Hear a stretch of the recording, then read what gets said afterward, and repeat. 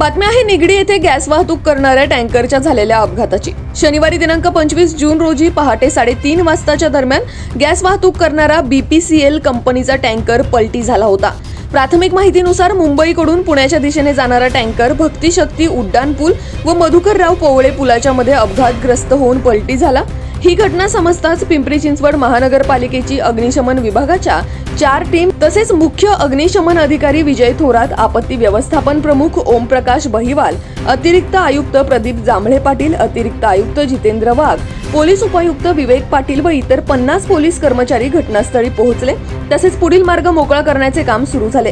Gas transfer करणारी वाहने वेळेवर आले आणि अपघात झालेल्या टँकरमधून गॅस दुसऱ्या गाडीत भरण्यात आला आणि त्यानंतर पोलीस दलाने लगेचच घटनास्थळी वाहतूक बंद केली। तसेच या संपूर्ण अपघातात पलटी झालेल्या टँकरला सरळ करण्याकरिता क्रेन मागवण्यात आल्या। हे संपूर्ण कार्य जवळपास 13 तास सुरू होते। सुमारे 18 टन गॅसने हा टँकर भरला होता। सुदैवाने प्रशासनाने वेळीच धाव घेतल्याने मोठा अनर्थ टळला।